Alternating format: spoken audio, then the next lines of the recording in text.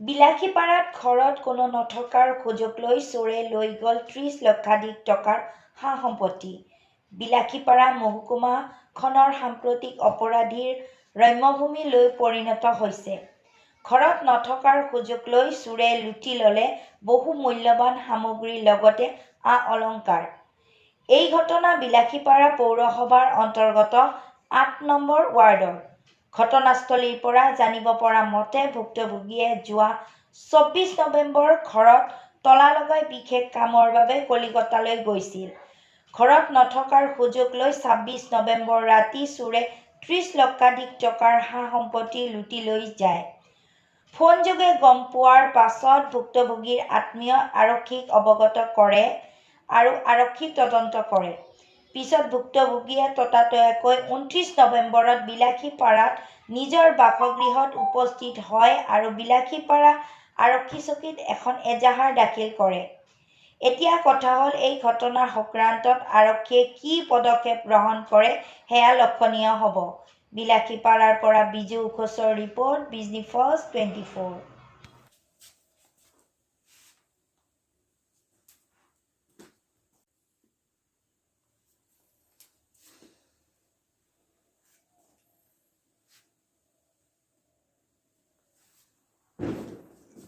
খুচুৰি মুচুৰি কিবা কৰি দিছে।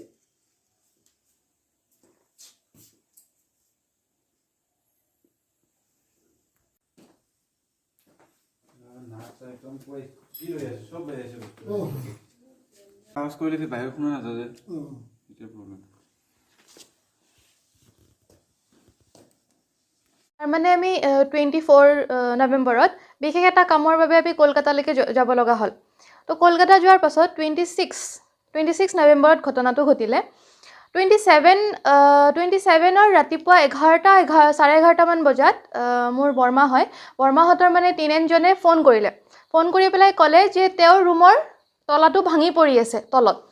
আৰু তেতিয়া মোৰ ভণ্টিক ফোন কৰিছে। মোৰ ভণ্টিৰ লগে লগে ক'লে যে আমাৰ ৰুমৰ কি অৱস্থা।